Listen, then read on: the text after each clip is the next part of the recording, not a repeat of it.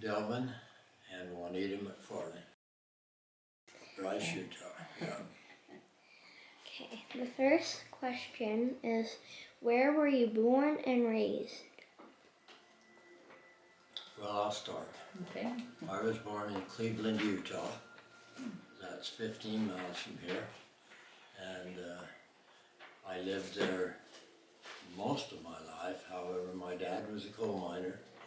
And when the mines would go on strike, he would move to Oregon and work in the sawmills for the summer. So we lived out in Oregon off and on, and back around here, Hiawatha, Sunnyside, some of the coal mining areas. I was born in Cleveland, Ohio. So before we even knew each other, well, why, we were supposed to be together. Cleveland and Cleveland. And then when I was little, we moved back to Vernal, where my mother was raised. My dad was being called on a special mission for the Army during the war, or for, I don't know, the Air Force or something. And he couldn't tell Mom anything about it. He wasn't supposed to talk about it at all for 40 years. And so Mom didn't know why he was sending us back to Vernal, but he wanted her to be back with her family if something happened to him. So we moved back to Vernal, and that's where I was raised. Her dad was born in Switzerland. His folks were over there working on a dam. Dad was an engineer or something. Oh, wow. So he spoke 5 languages. Wow. Yeah. That's really neat.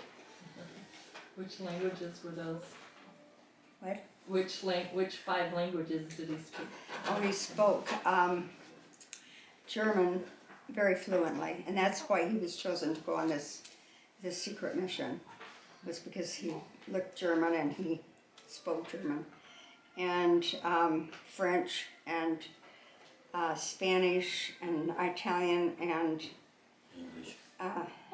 well, he knew some Russian, but not enough to get, carry on much of a conversation. Oh, that's neat. Wow. All right. Tell a little bit about your mother and father. Well, we were kind of talking about my father. Like he said, he was born in Switzerland and lived there until he was about 18. And then he and his parents came back. His parents were U.S. citizens, and they had been sent over to Europe to build a bunch of different things over there, or teach him how. And so my dad was raised in Europe, all over it. And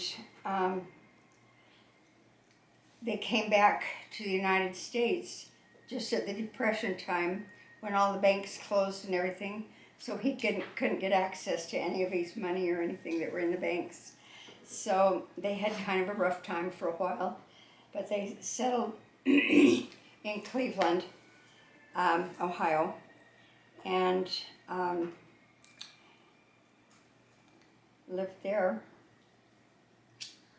And my dad came out to Utah with the CCC camps. And that's where he met my mother. He was in Vernal with the CC camp. And he met my mother, and he joined the church, and he was baptized, and then a year later they were married by John Rex Winder, who was the first counselor in the presidency of the church in the Salt Lake Temple. So, Which is her great-grandpa. He's my great-grandpa. It's fun. My mom was very talented. She loved to write poetry and talks and things like that. I was the next to the oldest of 9 children, so we had a big family. I learned to work, and I learned to work efficiently. So we had a lot of work to do. We learned to work hard when I was little. My uncles had a farm, several acres, and when they'd haul hay, we'd go out and play on the haystack and tromp the hay down on the wagons and swing on the, what's it called, the derrick, and and play. So we did a lot of playing. When I was young, we went sleigh riding in the winter. The snow would get so deep that we could, and then it was crusted over on the top because it was so cold, and we could walk on it over the top of the fences and everything. So we just walk all over it. Wow. Okay. Well, my mom and dad. My dad was born in Cleveland. My mom was born in Cleveland, and so my mother's dad came from England when his family joined the church, and they settled up in Schofield, and then they moved down and started farming. My dad was. His dad was born in Ephraim, and his grandpa came over. I can't remember what ship he came over on, but he came here with the pioneers, and so they were involved in the church. My dad was a member, but my mom never joined the church until I was 15. But she was a pretty neat lady. My dad was killed when I was 10, and so we grew up on Social Security. My mom got, I think it was $37, and maybe it's $38.70 a month for Social Security, and each one of us kids got $14 when my dad died. So we moved back to Cleveland, with living in Sunnyside at that time. When the war was going, Dad got a job up in Sunnyside, and we was going to move up. And they were just starting to build Sunnydale, but they couldn't get any supplies, so we lived in a tent for one winter. And my little brother, who was 13 months younger than me, he got pneumonia and died at that time, so that was kind of a hard time. And then about 8 years later, I had another little brother, and he was great. He still is. So my dad worked around, and he did some farming and ranching, but mostly worked in the coal mines and things such as that. He was also loved poetry and just a fun-loving guy. And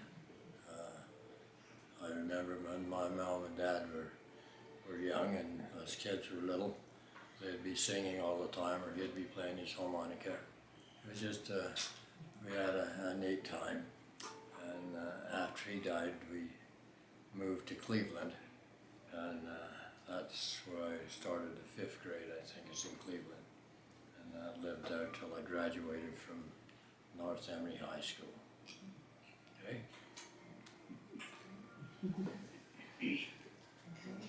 The next question. Come up to the camera so the Okay. question is clear and The next question is, what is a favorite childhood memory?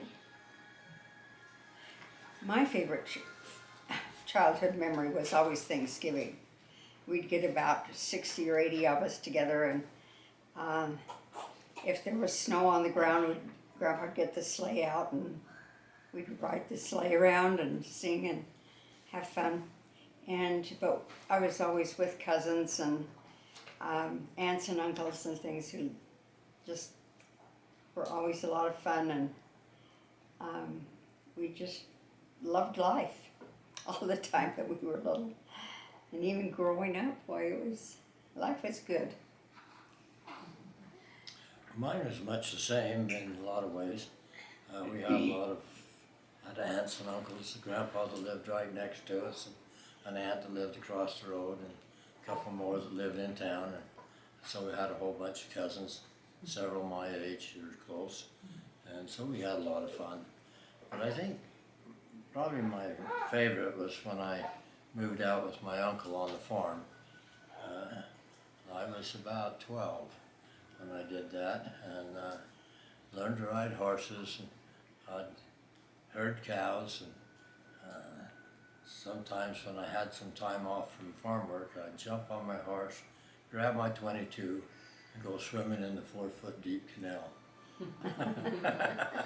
And me and one of my buddies, and we would do that every week, and it was kind of a fun break from everything.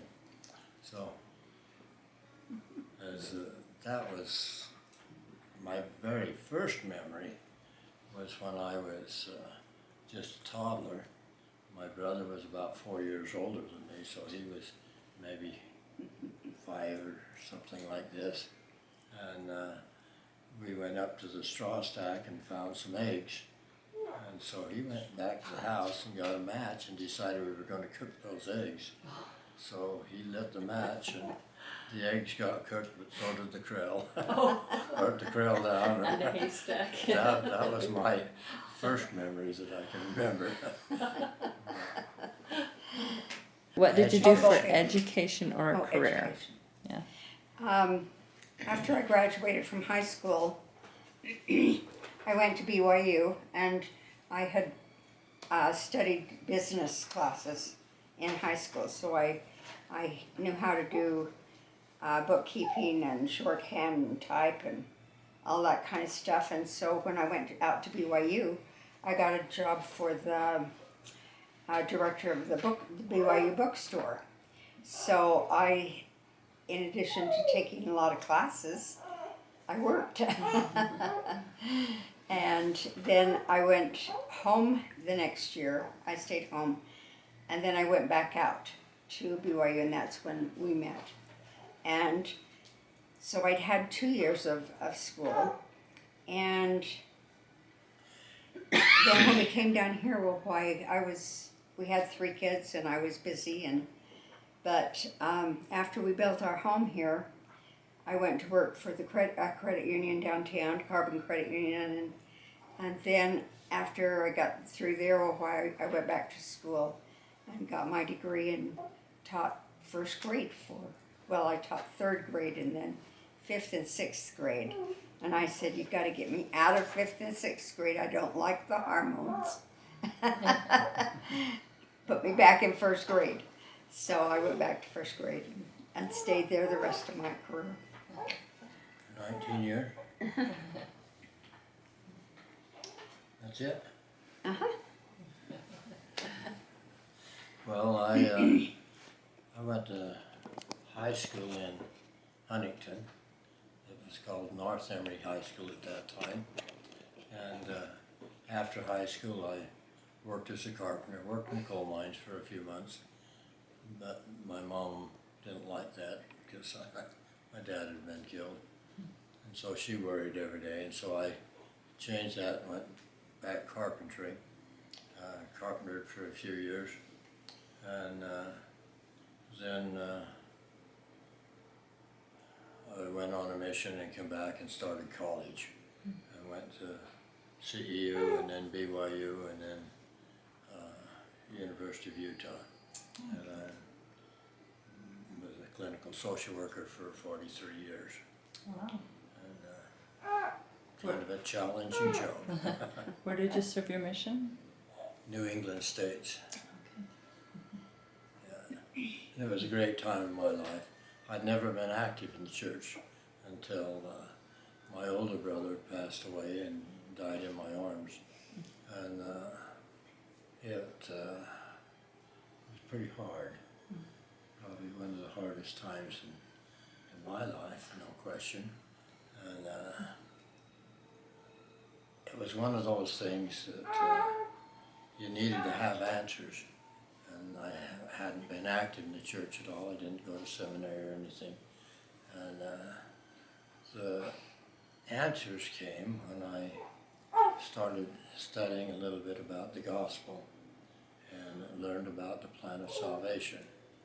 And something changed in my heart, and it changed a lot of things. And that time I was also in the National Guard, and I decided to quit drinking and smoking and carrying on.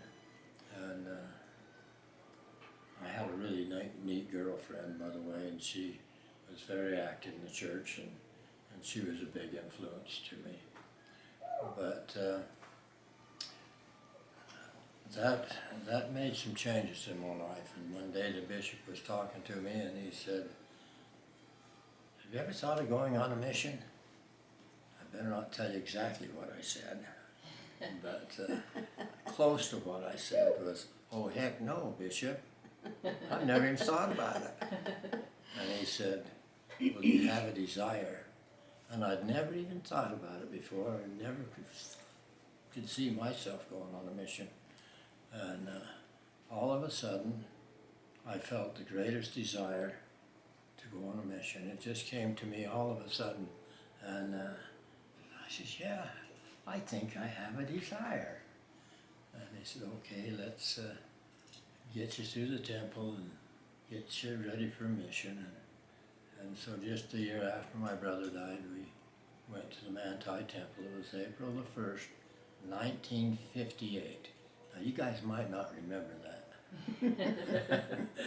But that was, I did my work for my brother and For your dad?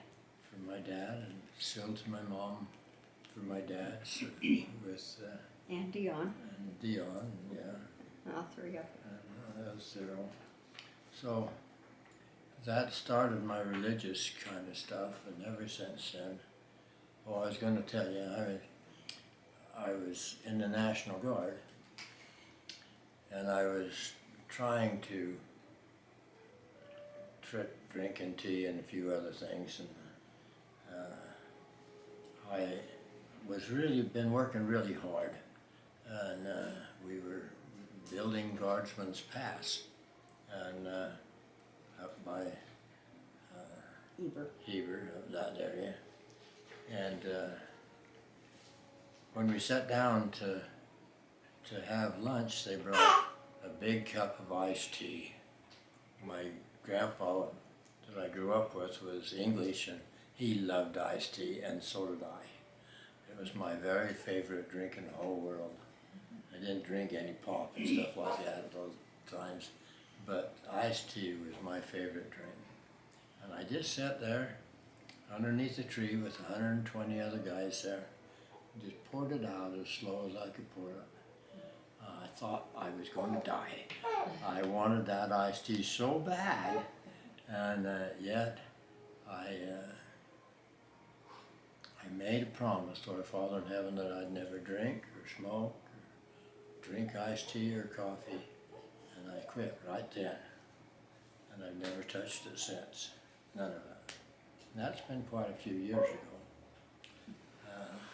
So that's one of my experiences that has been with me. Okay? That's wonderful. Okay. The next question. Really loud. Okay. The next question is, how did you meet your spouse? They kind of already answered that, Yeah. but how did you meet your spouse? I could tell you a whole bunch of things about that. I was working up on a Flaming Guard stand, and every Saturday they would have a dance down in Vernal, and live orchestra, and so me and a couple of guys from the dam would go down to this dance, and there was her and a few other girls that needed a ride home, and so we had 3 guys and 4 girls in my Volkswagen and took them home. We didn't know about seat belts, by the way, and I had them. When I went up there, I took my clippers and clipped my hair about an inch long, and I hadn't shaved since, and I had a full beard, and my wife wouldn't even look at me, I don't think. I didn't think she even saw who I was. Anyway, I watched her dance a few times, but when she caught my eye, the very first time I ever saw her, she was leading the singing, and she was Men and Gleaner activity. leading a song. I don't know the name of it, but it went kind of like this. Oh, if I were a little bar of soap, I'd slip you all over on you. I'd slip you and I'd slide you. Slidey all over your little hidey. Or if I were a safety pin, I'd hold everything that busted. I would hold it till I rusted. and she went It was on kind it. of fun. Yeah. But her eyes just sparkled, and I thought, what a beautiful girl. Look at those eyes, she's so pure, and just totally impressed me. However, I wasn't in the mood for any dating or anything at that time. I was working. And so then we went out to BYU, and I was on my way to Logan. No, you hit the horse. Oh, now I'm not going to tell all that. Oh, okay. Anyway, we met out in the bookstore. I'd just gone through to buy some books, and she was the cash register gal. And she says, it's about noon. Would you like to go have I'm some going to lunch? lunch. And so I said, well, I have 35 cents left in my pocket after buying these books. Well, I have to go Dutch. So we went Dutch, and that started us dating. And all during school, I didn't have any money. She didn't have any money. And so we just went to school activities and went to the library most of the time. And, so, Ward activities and yeah. So that was our dating. That's great. Yeah. we did float down the Provo River on inner tubes when there was ice on the banks. Oh, we did a few crazy things. But we just had fun, Yeah. you know, and when we had a date after we were engaged, I said, let's have prayer before I go home every night. And we did that. And it was a good thing, Yeah. okay? And so we were faithful in doing that. Next question.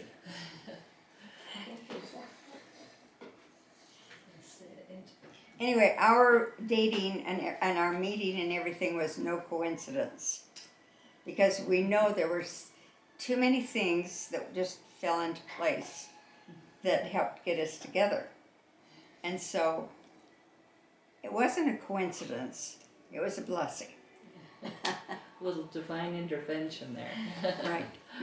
And several different things that just got us together. And so, That's but I got the best end of the deal. Of course, I knew about breeding cattle and stuff like that, and you're always supposed to find something better than you are, and that's what I was looking for, something better than me. Next question. Okay. What are your hopes or fears for your children or grandchildren?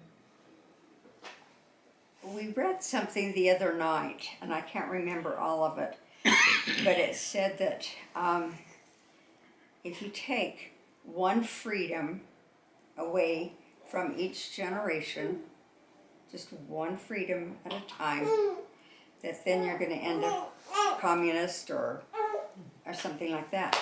Well, that's what's happening. When I was little, I didn't have to worry about all these laws and regulations that they have now. I mean, we were free to just go and roam. And even after we got married, well, why we could do that. But nowadays, when we ride our side-by-side or things like that, well, why, it says, do not enter wilderness area or whatever. And And little by little, the government is just taking one of our freedoms away. And I know that when our great grandkids get up there, well, why, it's not going to be the America that we knew when we were little. So we do not know. But I would hope that they would have good values and good standards, and that they would love the Lord and try hard to live a good, honest life. Be honest in all they do, and just be good people. And I think if they did that, I wouldn't care what they went into as far as jobs. If they made a good living, that's all that matters. It don't matter if they were a teacher, or a social worker, or a carpenter, or whatever. If they're good people making an honest living, then that's what I would hope for. The next question is, if you could go back in time knowing all that you know now, what advice would you give to your 20-year-old self?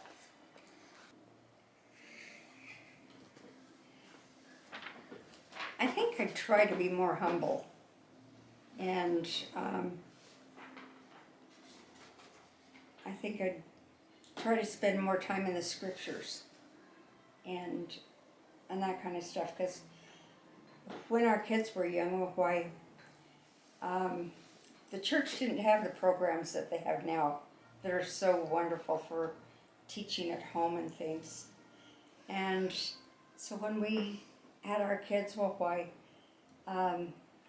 we had family home evenings and things, but a lot of our family home evenings were riding horses or just working out here on the farm or whatever. And I would have tried to teach my kids more the gospel more. I think I would have made a lot of changes in my earlier life. I'd have studied harder in school, and I would have got involved in more plays and things like this, and been more active in school government and those kinds of things. But I was raised with good values and standards, and so a lot of things I would have done different, but I can't undo them. So, but after 20, after I got active in the church, things were better. Okay? Do you have any favorite books or movies? Well, my favorite movie star when I was a kid was John Wayne. And as far as books goes, all my adult career I've been reading books that's been connected with my career or else with the gospel. So right now my favorite book is the Book of Mormon. And,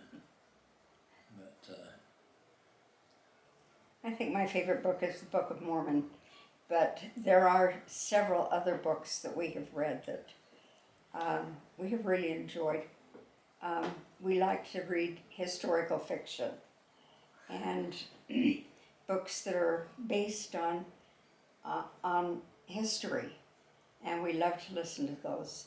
And so when we travel and stuff, we have some CDs that have stories like that on them, and then we have the Deseret bookshelf and stuff, and we listen to stories as we travel, because we travel a little bit.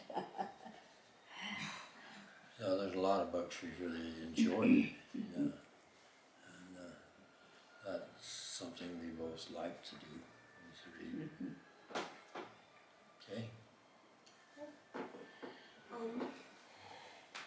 Okay. The next question is, what are you passionate about? You want to answer first? No, go ahead. Passionate about life. Yeah. I love life. Life is good. Uh-huh.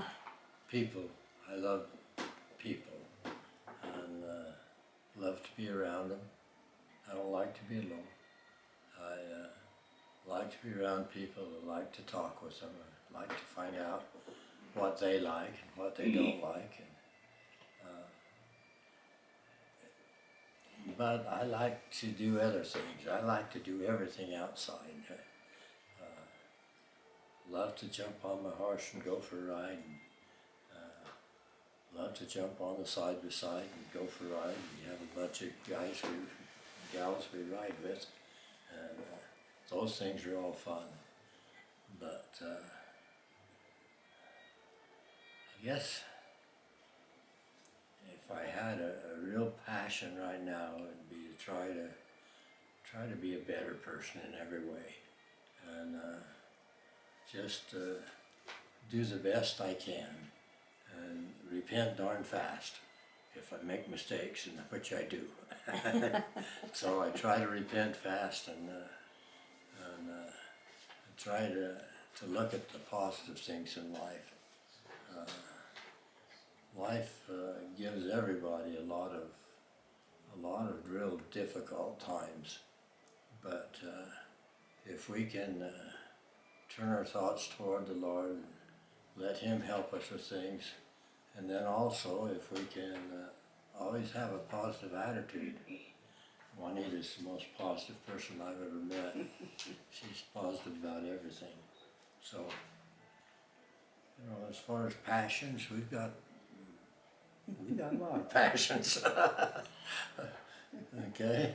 We've done scuba diving. We've done horseback riding for most of the years of our life together, and we've done Skiing, and Skiing, snowmobiling, yeah, doing water all skiing, kinds of things. snow skiing, snowmobiling.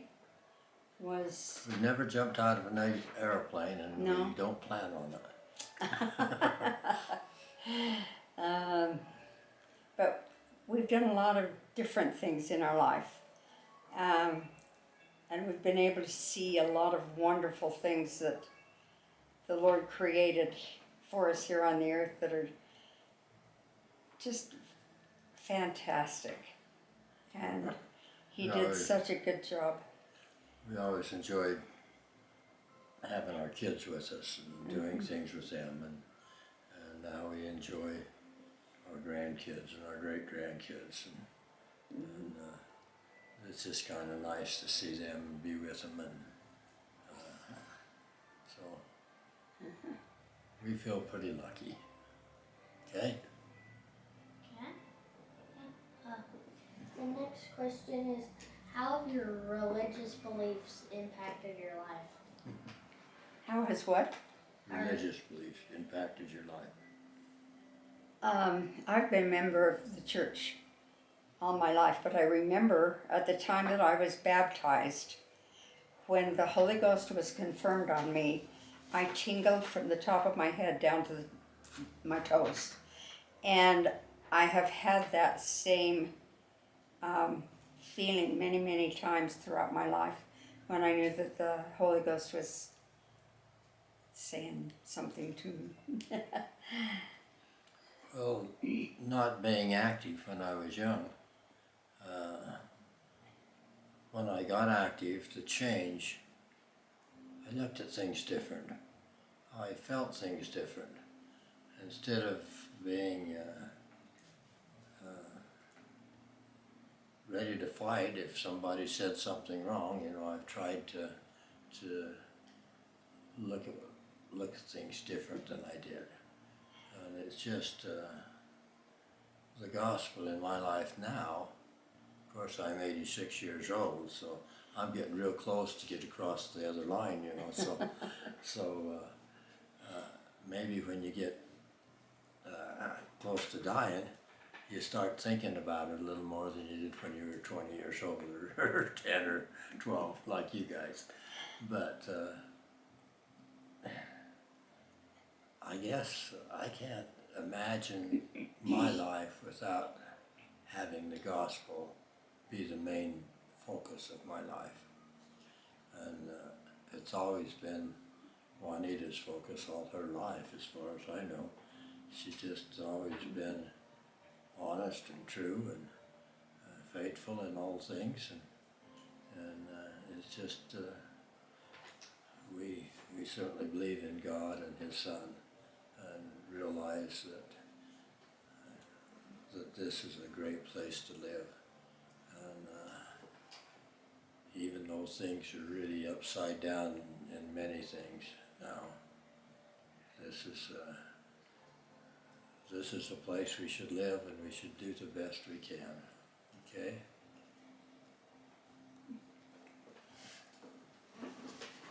Okay. The next question is, how do you want to be remembered? Well, I'd like to be remembered as somebody that had dignity and somebody that was honest in all his dealings and tried to be the best he could, and made a heck of a lot of mistakes, but tried to straighten them out and tried to live close as he could. That's how I'd like to be remembered. Somebody that loved to keep our kids and grandkids. I don't know. What's yours? How do I want to be remembered? As someone that's kind and caring and has charity for anyone that needs help. I think whether it's my kids or any of my family or whatever, I think that that's an important thing, is to try to remember that our Heavenly Father loves everyone, and that we need to be kind to everyone and learn to love people.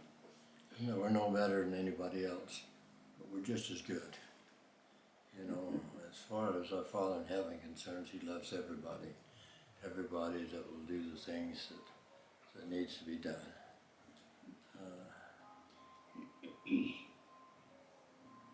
Okay. What tidbit of wisdom would you share with the world? I didn't hear what you said. What tidbit of... Well, I think I would just kind of say, everybody has to go through dark, hard things, you know, and we have to move the mountains. And if we have faith, we can move mountains, but it don't mean necessarily moving a mountain. It means moving the mountains in your life. The problems, the situation, you can deal with them. No matter what happens in your life, if you have faith, you can get through it.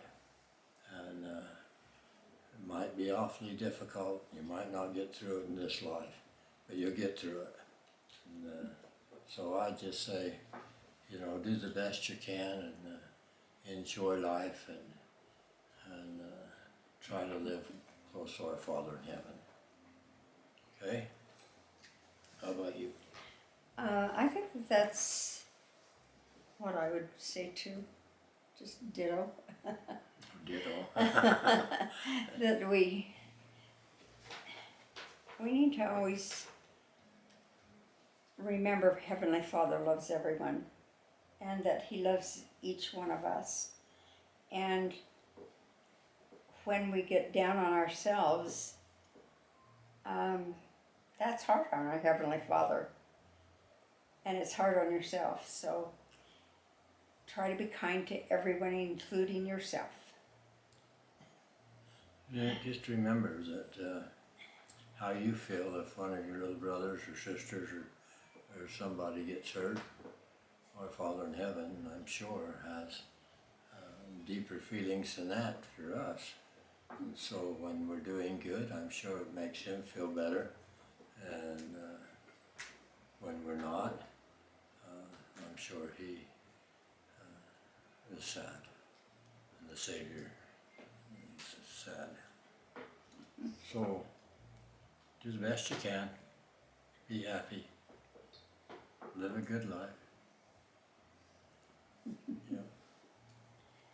Are you generally optimistic or pessimistic about the future? Well, that's an interesting question because right now I think our government's very dishonest and not doing what they should do. But when you look at the future, you know, when you're talking about a long future, and we don't know exactly when, it's going to be better, and things are going to be better. So we have a good life now, but I worry about my children or my grandchildren and great-grandchildren because I think they're going to have a harder life than we had. So, pessimistic, no, I'd rather be optimistic, but I know that there's going to be hard times.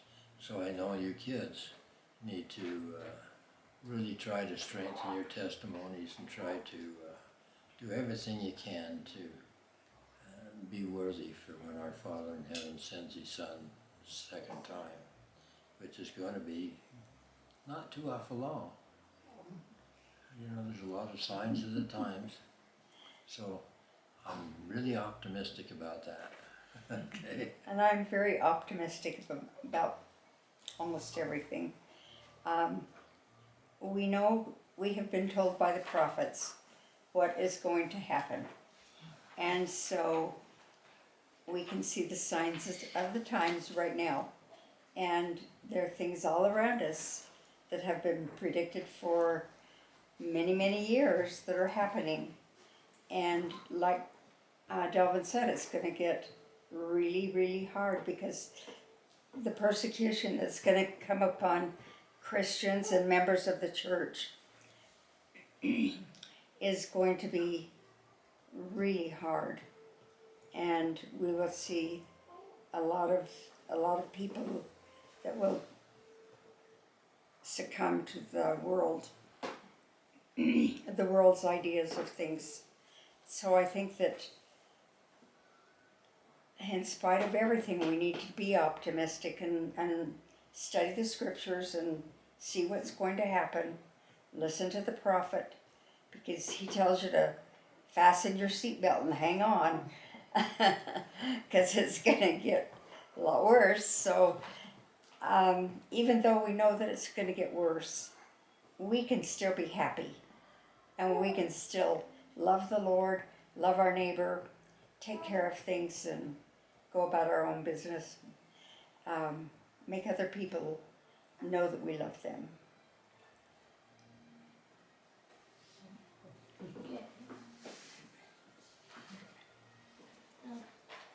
What excites you the most about the future? What excites us the most? Kind of already answered that. You know, when I was in the 5th grade, they let school out to see the first jet that we'd ever seen fly over the school. And that same year, the whole class got out and went over and rang the old telephone and says, "Operator," and somebody from Price, clear from Cleveland to Price, said, "Yeah, may I help you?" And he says, "Could you tell us the time, please?" She'd tell us the time. The whole school, the whole class lined up, all 30 of us. But anyway, all of the great things that's happened, like your cameras, you know, like television, all kinds of things, you know, cars. There was cars when I was born, but you know, that was 1938, so you can guess what they looked like. And, just so many things have come to pass. So many great things has happened in the medical field and in the field of science. Now we have to realize there's a flip side to everything. there's good and bad, and there's just everything we have, like the television, like the internet, you know, all this. It's great. I love the internet. I love getting on YouTube and trying to figure out how to do something, and I just enjoy heck out of that. But there's things in there that's just really bad. So you have to realize that old Satan is real, and all these great inventions, they have a flip side to them. And, you know, we have to just realize that and live with it. And I think we have to realize that all of these inventions that have come forth since the restoration of the gospel. And so, you know, they were put here for a purpose, to help spread the gospel throughout the whole world. And so we need to be able to put them to good use and put the bad things aside. And always remember that Satan will tempt you, and he'll just start really subtly, and then pretty soon he moves in. And so you really have to be careful with all of these new things that are coming out.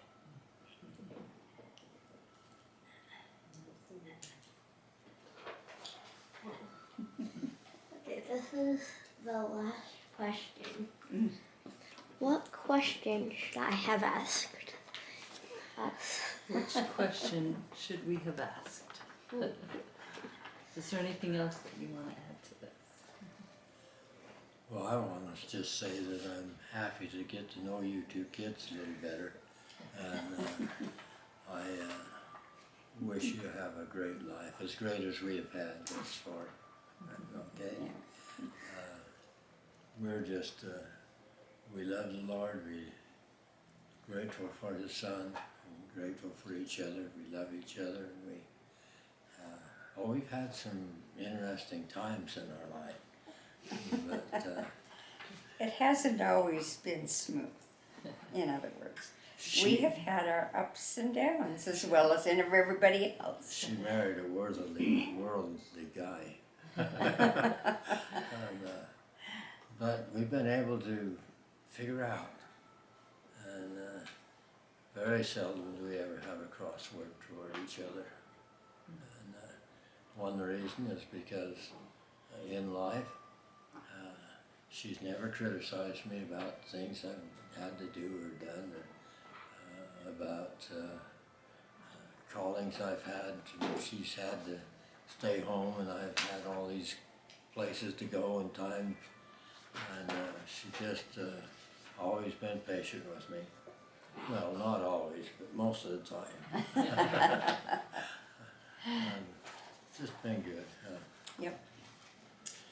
Yep, So it's we been thank you for coming, and hope you do a whole bunch of editing. Okay? good. Yeah.